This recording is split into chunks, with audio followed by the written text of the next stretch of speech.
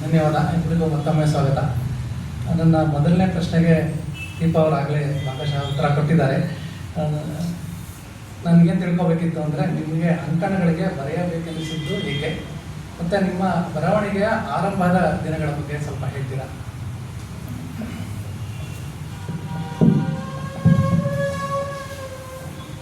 ನನಗೆ ಬರಿಬೇಕು ಅಂತ ನಿಜ ಹೇಳಬೇಕು ಅಂದರೆ, ನಾನು ಸ್ವಯಂ ಪ್ರೇರಣೆಯಿಂದ ಏನನ್ನಾದರೂ ಬರಿಬೇಕು ಅಂತ ಯಾವತ್ತಿಗೂ ಅನಿಸಿಲ್ಲ. ಸೊ ಪಾರ್ಡನ್ ದಿ ಕಾಂಟ್ರಡಿಕ್ಷನ್, ಅದಾದಾಗ್ಯೂ ಎಷ್ಟು ಬರಿಬೇಕಾಗಿದೆ ಅಲ್ಲ. ಅಫ್ಕೋರ್ಸ್ ಇನಿಷಿಯಲ್ ನಾವು ಮದುವೆಗೆ 21 ವರ್ಷ ಆಗಿದೆ. ಅದಕ್ಕಿಂತ ಮುಂಚೆ 10 ವರ್ಷ ನಾವಿಬ್ಬರು ವಿ ವರ್ ಟುಗೆದರ್.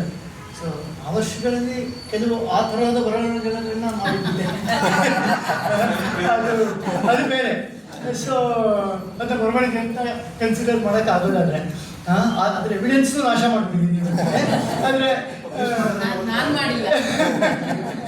ಸೊ ಆದರೆ ಅಂಕಣ ಬರೋಕ್ಕೆ ಬಂದಾಗ, ಸೊ ಬೇರೆ ಬೇರೆ ವಿಚಾರಗಳ ಬಗ್ಗೆ ಮಾತಾಡ್ತಿರ್ಬೇಕಾದ್ರೆ ನನಗೆ ಜರ್ನಲಿಸಮ್ ಸರ್ಕಲ್ಸಲ್ಲಿ ಫ್ರೆಂಡ್ಸು ಹೆಚ್ಚು. ಬೇರೆ ಬೇರೆ ವಿಚಾರಗಳ ಬಗ್ಗೆ ಮಾತಾಡ್ತಿರ್ಬೇಕಾದ್ರೆ ಯಾರೋ ನನ್ನ ಮಾತು ಕೇಳಿದ ಪತ್ರಕರ್ತರು, ರವಿಕುಮಾರ್ ಅಂತ ಅವ್ರ ಹೆಸರು, ಅವರು ನೆನೆಸ್ಕೊಳ್ಬೇಕು. ಅವರು ನೀವು ನಿಮ್ಮ ಮಾತು ಕೇಳಿದ್ರೆ ನೀವು ಒಂದು ಮೋಟಿವೇಶ್ನಲ್ ಕಾಲಮ್ ಬರೀಬಹುದು ಅಂತ ಅನಿಸುತ್ತೆ ಅಂತ ಅವ್ರು ನನಗಂದ್ರು. ಸೊ ಆ ಥರ ತುಂಬ ಏನೇನೋ ಮಾಡ್ಬೋದು ಅಂತ ನನಗೂ ಅನಿಸುತ್ತೆ. ಆದರೆ ಹೆಂಗೋ ತಪ್ಪಿಸ್ಕೊಳ್ಳೋಕೆ ಟ್ರೈ ಮಾಡಿದೆ. ಬಟ್ ಅವರು ಇಲ್ಲ, ನೀವು ಬರೆದು ನೋಡಿ ಅಂತ. ಅದು ನನ್ನ ಮೊದಲ ಕಾಲಮ್ಗೆ ಪ್ರಿಲ್ಯೂಡ್ ಆಯಿತು. ನಾನು ಅವ್ರಿಗೆ ಹೆಂಗೆ ಬಿ.ವಿ. ಕಾರಂತರ ನಾಟಕ, ಮೊದಲನೇ ನಾಟಕನೂ, ನನ್ನ ಮೊದಲನೇ ನಾಟಕದ ಹೆಸರು ಬಿ.ವಿ. ಕಾರಂತರಿಂದ ಇನ್ಸ್ಪೈರ್ಡು, ಹಾರೋಣ ಬಾ ಅಂತ ಕಾಲಮ್ ಹೆಸರು. ಸೊ ನನ್ನ ಮೋಟಿವೇಶನಲ್ ಕಾಲಮ್ ಆಗಿ ಉಷಾ ಕಿರಣದಲ್ಲಿ 20 ವರ್ಷದ ಹಿಂದೆ ಬರ್ತಾಯಿತ್ತು. 1-2-3 ವರ್ಷ ಬಂತು. ಅವ್ರದ್ದು ಒಂದು ವಿದ್ಯಾರ್ಥಿ ಸಂಗಾತಿ ಅಂತಲೂ, ವಿದ್ಯಾರ್ಥಿ ಮಿತ್ರ ಅಂತಲೇ ಒಂದು ಉಷಾ ಕಿರಣದ್ದು ಒಂದು ಇದಿತ್ತು, which was meant for students. So ಅಲ್ಲಿ ಮೋಟಿವೇಶನಲ್ ಕಾಲಮು ಬರೆಯೋಕ್ಕೆ ಅಂತ ಶುರು ಮಾಡಿದೆ. And you know in that sense that was inspiring. ಯಾಕೆ ಅಂತಂದರೆ inspiring for me. Whether what I wrote was inspiring for somebody else, I don't know. But ನನಗದು ಒಂದು inspiration ಆಗಿತ್ತು. ಯಾಕೆಂತಂದರೆ ಒಂದು ಮೈಸೂರಿನಂಥ ಸಣ್ಣ ಊರಿನಿಂದ ಹೋಗಿ ಕಾರ್ಪೊರೇಟ್ ಜಗತ್ತಿನಲ್ಲಿ ಏನೋ ಸಾಧಿಸ್ತಾ ಇದ್ದೀನಿ ಅನ್ನೋ ಭ್ರಮೆಯಲ್ಲಿ ಇದ್ದಂಥವನಿಗೆ ಅದು that was more of a validation for what I was trying to do. And I thought many others can also achieve that. Okay. So ಚಿಕ್ಕ ಊರಿಂದ ಹೋಗಿ ದೊಡ್ಡ ಊರಿಂದ ಬಂದು ಸಾಧಕರನ್ನ ಬೆರಳುಗಳಿಂದ ನೋಡೋದು ಒಂದು ಕಡೆ, ಮತ್ತು ಅವ್ರು ಮಾಡಿದಂಥದ್ದು ನಾನು ಮಾಡಬಹುದು ಅನ್ನೋವಂಥ ಕಾನ್ಫಿಡೆನ್ಸಲ್ಲಿ ಆಪ್ರೇಟ್ ಮಾಡ್ತಿರ್ಬೇಕಾದ್ರೆ I thought maybe it is possible for me to motivate some others also to do that ಅಂತ ಅಂದ್ಕೊಂಡು ಅವತ್ತಿಗೆ ಸರಿ ಅನಿಸೋ ಥರದ ಭಾಷೆಯಲ್ಲಿ ಅದನ್ನು ಬರೆದೆ. ಇವತ್ತು ನೀವು ಅದನ್ನು ಓದಿದ್ರೆ ಏನಪ್ಪ ವಾಟ್ಸಪ್ ಫಾರ್ವರ್ಡ್ ಕಳಿಸೋದಕ್ಕೆ ಬರೆದಿದ್ದಾನೆ ಅಂತ ನೀವು ಅನ್ನಿಸ್ಬೋದು. ಆ ಲೆವೆಲಲ್ಲಿ ಅಷ್ಟೇ ಇರೋದು ಅಂತ ಅನಿಸುತ್ತೆ. ಆದರೆ ಅವತ್ತಿಗೆ ಇಟ್ ಹ್ಯಾಡ್ ವ್ಯಾಲ್ಯೂ. ವಾಟ್ಸಪ್ ಇರಲಿಲ್ಲ, ಇಮೇಲ್ ಇರಲಿಲ್ಲ, ಫೋನೇ ಇಲ್ಲದೆ ಇದ್ದಂಥ 20 ವರ್ಷಕ್ಕೂ ಹಿಂದಿನ ಕಾಲದಲ್ಲಿ ಆ ಥರದ ಮೋಟಿವೇಶನ್ನಿನ ಸಾಹಿತ್ಯದ ಅಗತ್ಯ ಇವತ್ತಿಗಿಂತ ಬಹುಶಃ ಹೆಚ್ಚು ಇತ್ತು. ಮತ್ತು ಅದರ ಪ್ರಯೋಜನಗಳು ಆಗಿರೋದನ್ನು ನೋಡಿದ್ದೀನಿ ಜನಗಳ ಮಾತಿಂದ. ಸೊ ಅದು ಅಲ್ಲಿಂದ ಮೊದಲುಗೊಂಡು ಆಮೇಲೆ ಆಫ್ಟರ್ ಅ ಪಾಯಿಂಟ್ ಅಂಕಣಕಾರರಿಗೆ ಬೋರ್ ಆಗಬೇಕು. ಆಮೇಲೆ ನಮ್ಮ ಸರಕು ಖಾಲಿ ಆಯಿತು ಅನ್ನೋದು ನಮಗೆ ಗೊತ್ತಾಗಬೇಕು. ಓಕೆ.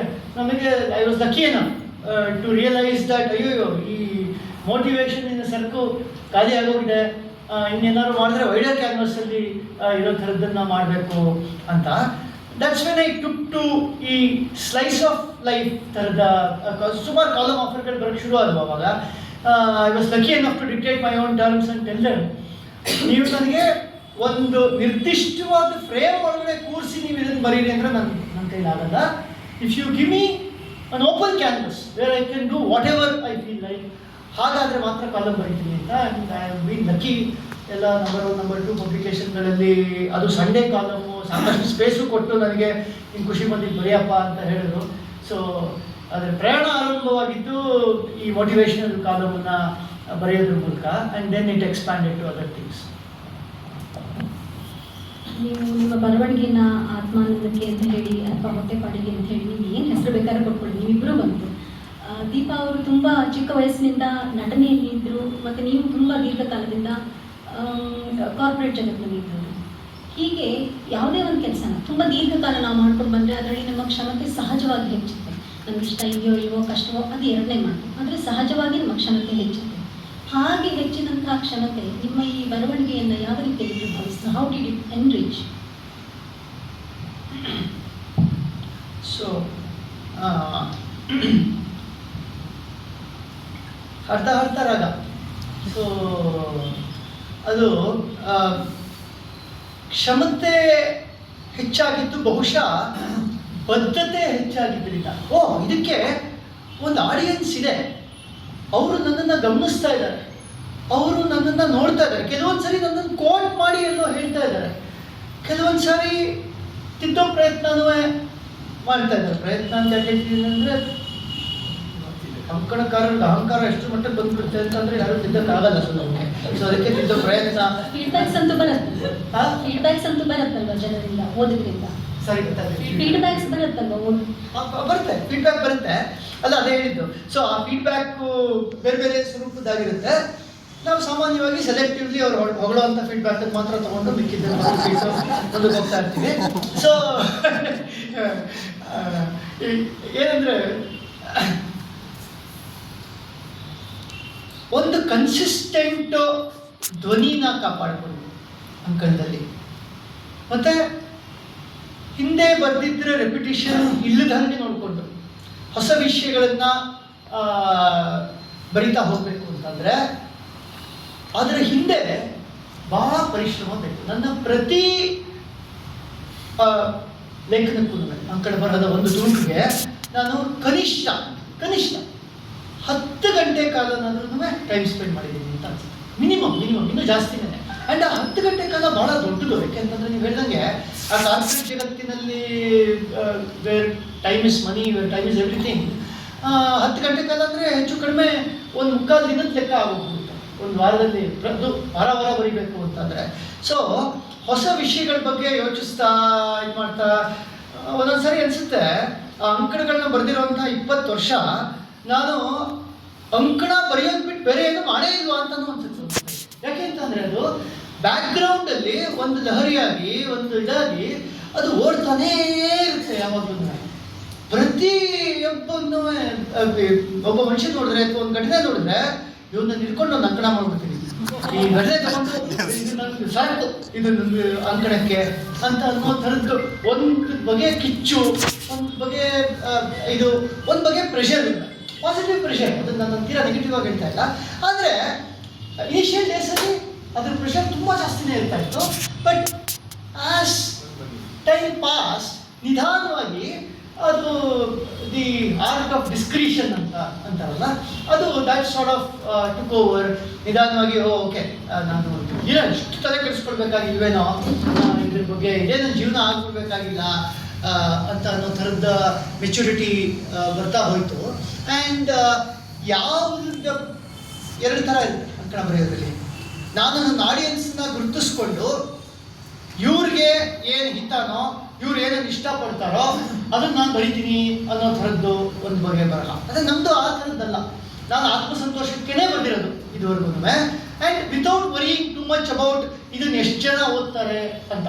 ನನಗೆ ಕಾನ್ಫಿಡೆನ್ಸ್ ಕೊಡ್ತಾ ಇದ್ದಿದ್ದು, ಓಕೆ ವಿಜಯವಾಣಿ ಹೇಳುತ್ತೆ ಅವ್ರದ್ದು ಇಷ್ಟು ಲೀಡರ್ಶಿಪ್ ಇದೆ, ಎಷ್ಟು 50 ಲಕ್ಷನೋ 60 ಲಕ್ಷನೋ. ವಿಜಯ ಕರ್ನಾಟಕ ಹೇಳುತ್ತೆ ಅವ್ರದ್ದು ಇಷ್ಟು ಲೀಡರ್ಶಿಪ್ ಇದೆ, 50 ಲಕ್ಷ 60 ಲಕ್ಷ ಅಂತಂದರೆ I take it at face value. But I know very well that some 5,000 people, 6,000 people might be reading it ಅಷ್ಟೇ. ಅವ್ರದ್ದು ಎಷ್ಟೇ ಲಕ್ಷಗಳಲ್ಲಿ ಸರ್ಕ್ಯುಲೇಷನ್ ಕೊಟ್ಕೊಂಡ್ರೂ. ಯಾಕೆಂದರೆ ಏನಾಗುತ್ತೆ ಅಂದರೆ ಈ ಅಂಕಣ ಬರಹಗಳ ವಿಷಯದಲ್ಲಿ you either fall in love and then start following it diligently, or it becomes a blind spot for you in the newspaper. ಅದನ್ನು ನಿಮಗೆ ಕಾಣಿಸೋದೇ ಇಲ್ಲ ಅಂಥದ್ದು ಇದೆ ಅಂತಲೇ ಗೊತ್ತಿಲ್ಲ. ನಾನು ನಿಮಗೆ ಹೇಳಿದ್ರೆ ನಮಗೂ ಬರ್ಬೋದು. ಆದರೆ ನಾನು ಯಾವ್ಯಾವ ಪತ್ರಿಕೆಗಳಲ್ಲಿ ಅಂಕಣಗಳು ಬರೆದಿದ್ದೀನೋ ಆ ಪತ್ರಿಕೆ ಆಯ್ತು ವರ್ಷಗಳ ಕಾಲ, ವಿಜಯವಾಣಿದಲ್ಲಿ 8 ವರ್ಷ, ವಿಜಯ ಕರ್ನಾಟಕದಲ್ಲಿ 5-6 ವರ್ಷ, ಆ ಥರ ವರ್ಷಗಳ ಕಾಲ ಬರೆದಿರುವಂಥ ಪತ್ರಿಕೆಗಳಲ್ಲೇ ಇರೋವಂಥ ಜರ್ನಲಿಸ್ಟ್ಗಳು, ಓಕೆ, ಅವ್ರಿಗೆ ನಾನು ಅಲ್ಲಿ ಅಂಕಣ ಬರೆದಿಲ್ಲದೆ ಇರೋ ವಿಷಯ, ಆ ಬರೆದಿರೋ ವಿಷಯ ಗೊತ್ತಿಲ್ಲದೆ ಇರ್ಬೋದು. ಸಹಜ ಸರ್. ಸೊ ಕೇಳಿದ್ರೆ ಇಲ್ಲ ನಾನು ರಿಪೋರ್ಟ್ರಲ್ಲಿ ಅಂಕಣ ಓದೋದು ಅಂತ. ಸೊ ಅಂಕಣದ ಬರಹಗಳಿಗೆ ಒಂದು ರೀತಿಯಲ್ಲಿ ಒಂದು ಲಾಯಲ್ ಲೀಡರ್ಶಿಪ್ ಇದೆ ಅನ್ನೋದು ನಿಜ ಆದ್ರೂ the other side is also true where it gets ignored because ಅದು ಒಂದೇ ಜಾಗದಲ್ಲಿ ಒಂದೇ ಥರದಲ್ಲಿ ಬರೋದ್ರಿಂದ it ends up being a blind spot. ನಾವು ಕಾಣಿಸೋದೇ ಇದೆ ಆಗೋಗುತ್ತೆ. ಆದರೆ ಆ ಓದೋ 5,000 6,000 ಜನಕ್ಕೆ ಓಕೆ ಒಂದು ಚೂರು ಕಿರಿಕಿರಿ ಆಗದೆ ಇರೋ ರೀತಿಯಲ್ಲಿ, ಓದಿಸ್ಕೊಂಡು ಹೋಗೋ ರೀತಿಯಲ್ಲಿ, ಹೊಸದೇನೋ ಕೊಡೋ ರೀತಿಯಲ್ಲಿ ಬರಿಬೇಕಾದಂಥ ಬದ್ಧತೆ I feel over the years it fine ಟ್ಯೂಡ್ me, it made me a slightly better writer than I was maybe initially. And ನೀವು ಹೇಳಿದ ಭಾಷೆನಲ್ಲಿ ಹೇಳಿದರೆ ಬಹುಶಃ ಕ್ಷಮತೆಯನ್ನು ಹೆಚ್ಚಿಸ್ಕೊಂಡು ಬರ್ತೇನೋ ಅಂತ ಅನ್ಸುತ್ತೆ.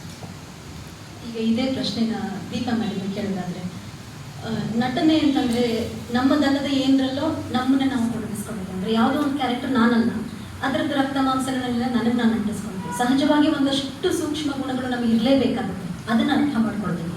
ಅದು ಹೇಗೆ ಸಹಾಯ ಮಾಡ್ತೀವಿ ನಮ್ಮ ಬರವಣಿಗೆಯಲ್ಲಿ? ಆ ಸೂಕ್ಷ್ಮ ಗುಣಗಳು ಹೆಚ್ಚಾಗ್ತಾ ಬರ್ತಾ ಇದ್ದ ಹಾಗೆ ಓವರ್ ದಿ ಇಯರ್ಸ್.